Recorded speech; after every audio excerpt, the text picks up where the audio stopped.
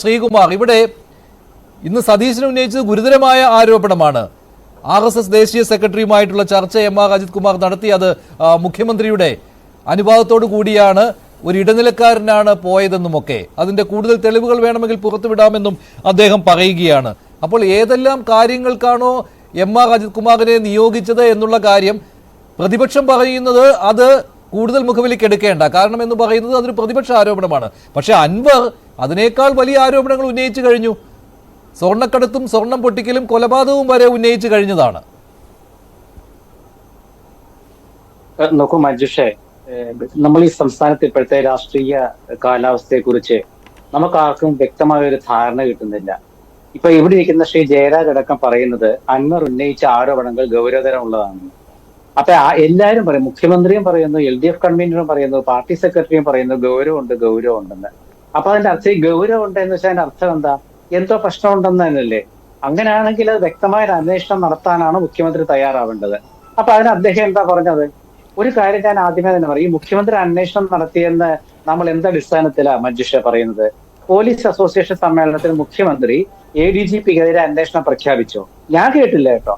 അദ്ദേഹം പറഞ്ഞത് പൊതുസമൂഹത്തിൽ ചില പ്രശ്നങ്ങൾ ഉയർന്നു വന്നിട്ടുണ്ട്, മാധ്യമ പ്രവർത്തകർക്ക് ഇവിടെ വരാൻ നല്ല ഹരമായിട്ടുണ്ട്.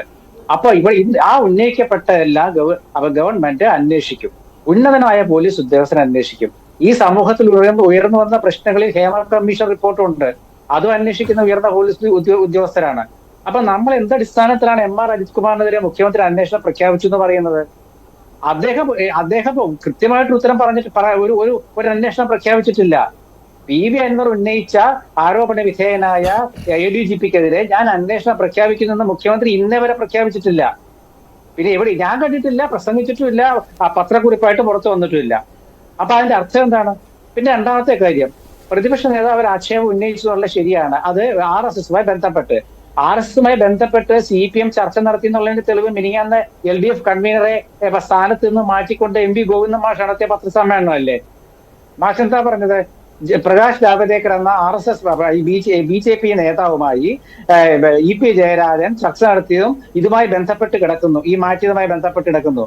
അപ്പൊ സതീശൻ പറഞ്ഞാൽ എന്താണ് തെറ്റുള്ളത്? അങ്ങനെ അല്ലെങ്കിൽ അത് തെളിയിക്കേണ്ട ബാധ്യത ആഭ്യന്തര വകുപ്പിനുണ്ട്. ആഭ്യന്തര വകുപ്പ് പറയണം അങ്ങനെ ഒന്നും ഉണ്ടായിട്ടില്ല എന്ന് പറയണം. അത് മുഖ്യമന്ത്രിയാണ് പറയേണ്ടത്. ഇതിന് മുമ്പ് ഇങ്ങനത്തെ ആരോപണങ്ങളൊക്കെ ഉണ്ടാകുമ്പോൾ അതാത് മുഖ്യമന്ത്രിയുടെ മറുപടി പറഞ്ഞിട്ടുണ്ട്. ഉമ്മൻചാണ്ടി എത്രയോ ആരോപണങ്ങൾക്ക് മറുപടി പറഞ്ഞിട്ടുണ്ട്. അതാണ് ഞാൻ പറഞ്ഞത്, ഈ നാട്ടിൽ നടക്കുന്ന എന്താണെന്നത് മനസ്സിലാവുന്നില്ല. PV അൻവർ കഴിഞ്ഞ ദിവസം ഒരുപാട് വിഷയങ്ങൾ പ്രതിപക്ഷം പറയുന്നതിനെക്കാട്ടിലും ഗൗരവത്തിൽ പറഞ്ഞു. ഇന്നിപ്പോ മറ്റൊരു ഇടത് MLA ആയ KT ജലീൽ അദ്ദേഹത്തെ പിന്താങ്ങുന്നു. 2 MLA മാരും മലപ്പുറത്തുള്ളവരാണ്, 2 MLA മാരും CPM സ്വതന്ത്രരാണ്. അൻവർ പറയുന്നത് എന്താണ്? പാർട്ടിയാണ് വലുത്, മുഖ്യമന്ത്രിയാണ് വലുത്. ഇവിടെ നമ്മൾ മനസ്സിലാക്കേണ്ടത്, ഇവിടെ അൻവർ കീഴടങ്ങി, അൻവർ പിൻവാങ്ങിയെന്നൊക്കെ നമ്മുടെ വാർത്താ മാധ്യമ സുഹൃത്തുക്കൾ പറഞ്ഞു. സത്യത്തിൽ അൻവർ കീഴടങ്ങിയത് പിൻവാങ്ങിയായിട്ട് ഞാൻ കാണുന്നില്ല. എന്താണെന്നറിയാമോ? അൻവർ ഉന്നയിച്ചത് എന്താണ്? ഈ ഗവൺമെന്റ് കൊള്ളില്ല, ആഭ്യന്തര വകുപ്പ് കൊള്ളില്ല, ADGPക്കെതിരെ ആക്ഷേപം. ഇതെല്ലാം ജനങ്ങൾ അറിഞ്ഞു. ഇത്രേ അൻവർ ഉദ്ദേശിച്ചിട്ടുള്ളൂ. ജനങ്ങളെ അറിയിക്കുക, അത് അദ്ദേഹത്തെ നടത്തി, അത് ഫലവത്തായി എന്നാണ് ഞാൻ പറയുന്നത്. അല്ലെങ്കിൽ അദ്ദേഹത്തിന്റെ പാർട്ടിക്ക് പരാതി കൊടുത്താൽ മതിയായിരുന്നല്ലോ. അല്ല, അത് അദ്ദേഹത്തിന്റെ ഇന്നത്തെ വാക്കുകളിൽ എല്ലാം ഉണ്ട്. അൻവറിന്റെ ഇന്നത്തെ വാക്കുകളിൽ എല്ലാം ഉണ്ട്. അതിൽ അൻവറിന്റെ കൂടെ ആരൊക്കെ ഉണ്ട് എന്നുള്ള കാര്യവും ഇന്നത്തെ വാക്കുകളിൽ വ്യക്തമാണ്.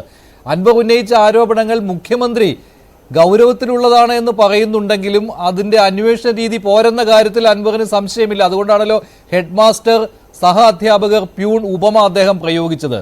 അത് വാസ്തവമാണല്ലോ, അത് അദ്ദേഹം പറയുകയും ചെയ്തു. ഇപ്പോൾ നിങ്ങൾ ഉന്നയിക്കുന്ന ചോദ്യം തന്നെയാണ് ഞാൻ ഉന്നയിക്കുന്നത് എന്ന്, അതായത് മേലുദ്യോഗസ്ഥനെ കുറിച്ച് അന്വേഷിക്കാൻ കീഴുദ്യോഗസ്ഥരെ ഏൽപ്പിക്കുകയും ആ റിപ്പോർട്ട് അതേ ഉദ്യോഗസ്ഥന് തന്നെ നൽകുകയും ചെയ്യുന്ന വിചിത്രമായ കാര്യം, അതാണല്ലോ സംഭവിച്ചുകൊണ്ടിരിക്കുന്നത് ഇപ്പോൾ.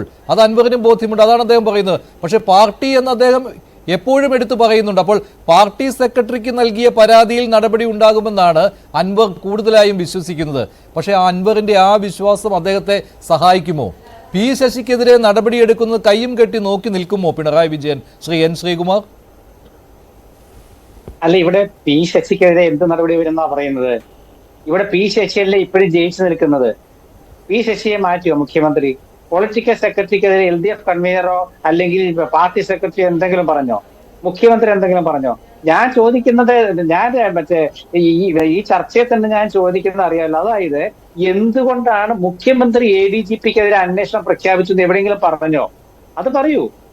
ഒരിടത്തും പറഞ്ഞിട്ടില്ല. അല്ല, അന്ന് രാവിലത്തെ അദ്ദേഹത്തിന്റെ ഒരു ആവേശം കണ്ടപ്പോൾ അതെന്തോ വലിയ കാര്യങ്ങൾ സംഭവിക്കാൻ പോകുന്നു എന്ന രീതിയിലുള്ള പ്രതീതി ഉണ്ടായിരുന്നു. കാരണം അപ്പോൾ ഏതിലുള്ള ഏറ്റവും പുതിയ സംഭവം എന്ന് പറയുന്നത് അൻവറിന്റെ ഈ ആരോപണങ്ങളായിരുന്നുവല്ലോ. അപ്പോൾ അത് അദ്ദേഹം മുഖവിലേക്കെടുത്തു. ADGPയെ മാറ്റി നിർത്തിക്കൊണ്ടുള്ള ഒരു അന്വേഷണം ദാ വരുന്നു എന്നായിരുന്നു. അതാണ് ഞാൻ പറഞ്ഞത്, ആ പകൽ മുഴുവൻ മറ്റെന്തൊക്കെയോ കാര്യങ്ങൾ സംഭവിച്ചിട്ടുണ്ട്, എന്തൊക്കെയോ ഇടപെടലുകൾ അവിടെ വന്നിട്ടുണ്ട്. അതുകൊണ്ട് തന്നെ ഇറങ്ങിയ ഉത്തരവിൽ ADGPയെ പൂർണ്ണമായും സംരക്ഷിച്ചുകൊണ്ടുള്ള കാര്യങ്ങളാണ് ഉള്ളത്. അത് മാത്രമല്ല, അത് ADGPക്കെതിരെയുള്ള അന്വേഷണം പോലും അല്ല. ശരിയാണ് താങ്കൾ പറഞ്ഞത്, പോലീസിനെതിരെ വന്നിട്ടുള്ള എല്ലാ ആരോപണങ്ങളെയും കുറിച്ചുള്ള അന്വേഷണമാണ്. പർട്ടിക്കുലർലി ടു ADGP അല്ല അതിനകത്ത്. അതെ. അപ്പൊ ഞാൻ പറയുന്നത് അതിന്റെ അർത്ഥം എന്താണ്? അപ്പൊ ഗവൺമെന്റിന് പേടിയുണ്ട്. ആരെയാ പേടിക്കുന്നത്? കേരളത്തിലെ പോലീസ് തലപ്പത്തുള്ളവരെ ഗവൺമെന്റിനും CPM-നും ഭയമുണ്ട്.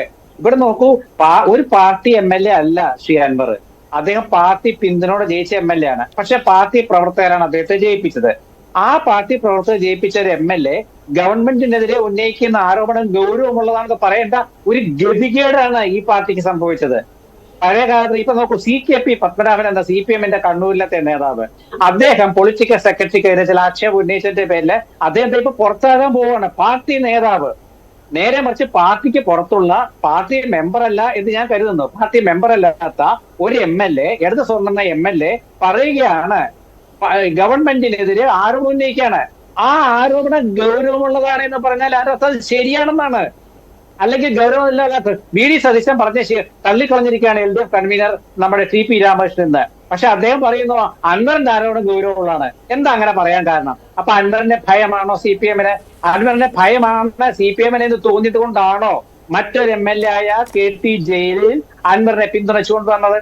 ഇതൊക്കെയാണ് നമുക്കറിയുന്നത്. കാരണം കേരളത്തിൽ ഇന്നേ വരെ കാണാത്ത ഒരു രാഷ്ട്രീയ സാഹചര്യമാണ് CPM നമുക്ക് സംഭാവന ചെയ്തത്. ശരിയാണ്, ഇതിന് മറുപടി മുഖ്യമന്ത്രിയിൽ നിന്ന് കിട്ടേണ്ടതാണ്. പക്ഷെ മുഖ്യമന്ത്രിയൊട്ട് ഇക്കാര്യത്തിൽ മിണ്ടിയിട്ടുമില്ല ഇതുവരെ. ഇനിയിപ്പോൾ അൻവറിന്റെ ഈ പരാതികളും ആരോപണവും ഒക്കെ തെറ്റാണെങ്കിൽ അത് മുഖ്യമന്ത്രി ആ രീതിയിൽ പറയണം. അതല്ലെങ്കിൽ അൻവറിന്റെ പരാതിയെക്കുറിച്ചുള്ള അന്വേഷണമാണ് നടക്കുന്നത് എന്ന് മുഖ്യമന്ത്രി പറയണം. അതൊട്ട് പറഞ്ഞിട്ടില്ല.